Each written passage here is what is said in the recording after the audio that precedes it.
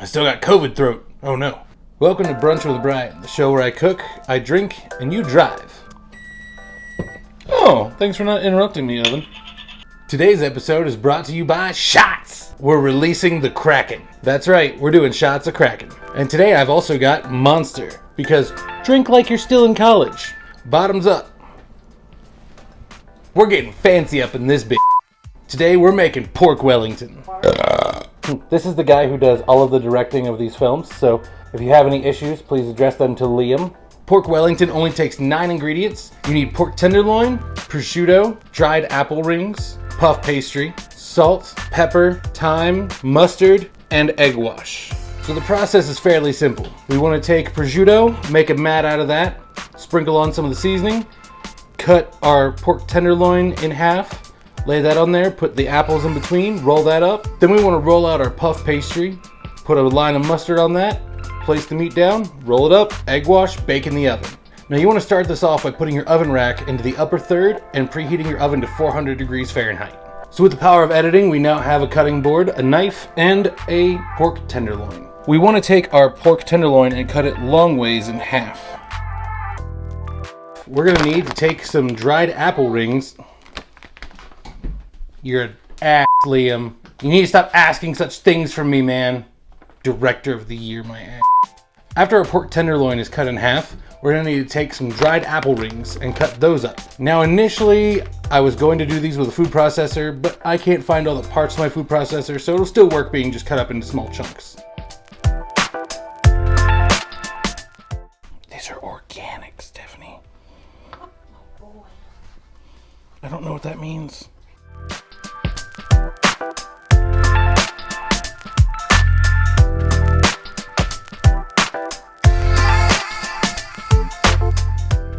Now after we've cut up our apples and cut our pork tenderloin in half, we want to lay down some parchment paper. We're going to use this to make our prosciutto into a mat for the pork tenderloin. Pepper down, pepper down. Baby up, baby up.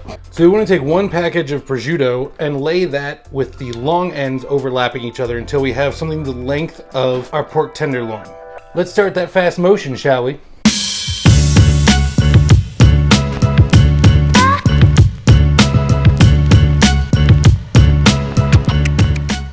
So this is how you want your prosciutto laid out, in a mat just long enough for your pork tenderloin. Now what we're going to do is sprinkle some thyme, salt, and pepper on there. And you know after you season your meat, you gotta take a shot. Now, if your prosciutto isn't sticking together, what you can do is lay over another piece of parchment paper and then use a rolling pin to roll that over to get it to really adhere to each other. Fortunately enough, mine is stuck together pretty well today. So now what we're going to do is put our pork tenderloin on top of it. We're going to flip one end down so the thickness is the same on each end. Then we're going to put our dried apples in between those 2 chunks of pork tenderloin. Meow, meow, meow. I'm weird. Now that we have our apples in between our pork tenderloin, which is laying on top of our seasoned prosciutto, now we want to do, like we did in the sushi video, and roll this up.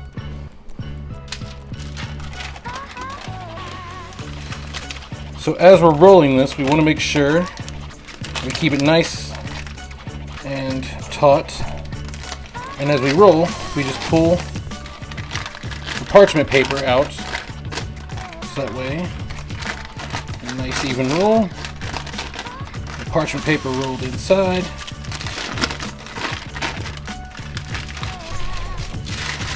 And in similar fashion to sushi, you want to follow through. Flip. And roll.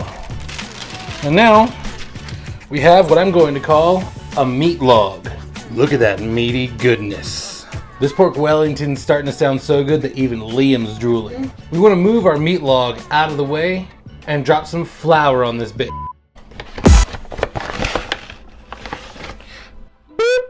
Because our next step is taking puff pastry and rolling this out.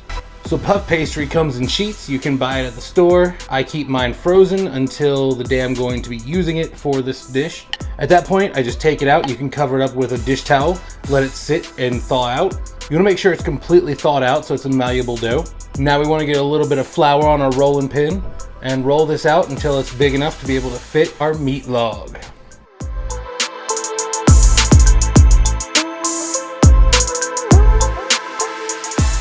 Now that our puff pastry is rolled out long enough to fit that meat log, we want to lay down some whole grain mustard across this in a line right down the center. We want that mustard to be going the exact same way that our meat is going to go, because we're going to place our meat right on top of that mustard line. Today I'm using whole grain beer mustard. So now we want to place our meat log onto the mustard. Now after we've got the meat onto the puff pastry, we want to fold the puff pastry over the meat. Then we want to roll this up, and just as we get to the end, then we want to take an egg wash, which we're going to make with 1 egg and 1 teaspoon of water whisked up together, and brush that along the edge to seal it up, tuck in our edges, and we're going to use that to also brush over the entire pastry. Now that we've got this most of the way rolled up, I'm going to take an egg, crack this into this bowl, throw in a little bit of water, whisk it up, brush it on the little bit left over that we have on the edge to seal it up, and then finish rolling it over. Now we're just brushing up this edge.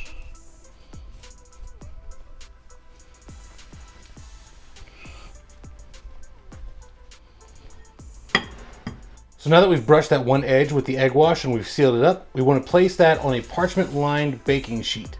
And once we have it on there, we're going to take our egg wash and brush it over the entire thing. Now the egg wash is going to get that beautiful brown color that we really want on the outside of this. And now that we're done coating it with our egg wash, we're going to throw this in the oven for about 25 to 30 minutes or until the internal temperature is reached at least 150.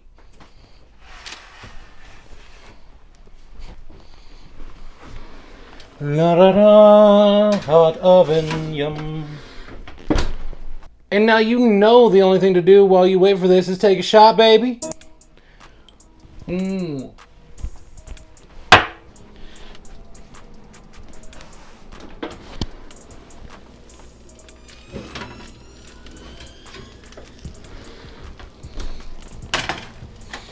So after about 25 to 30 minutes, our pork Wellington should be done and we should have this beautiful crispy goodness. Yow. So you want to let this sit for about 10 minutes before you cut into it. Let all those juices kind of soak back into the meat itself, and it's going to be so much more worth it. Now after we've let it sit for about 10 minutes, it's time to cut into it with a serrated blade.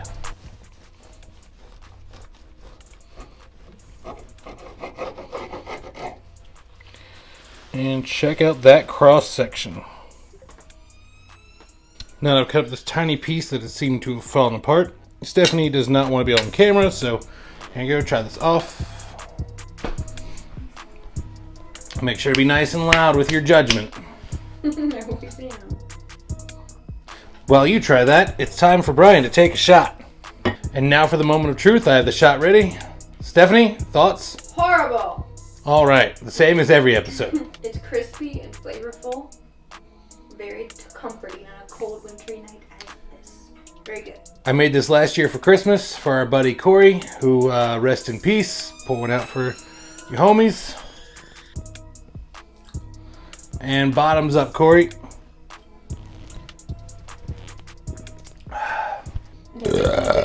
So this has been it for another episode of Brunchin with Bryan. This one's probably going to be a little bit shorter than the rest of them because I have to hurry up, cut this up, and send it over to a friend's house. Sean, Jen, Brittany, Paul, Patrick, you know who you are. So now it's time to go drink candied Corona or whatever the hell they're making. Make sure to like, comment, subscribe, do all that fun stuff.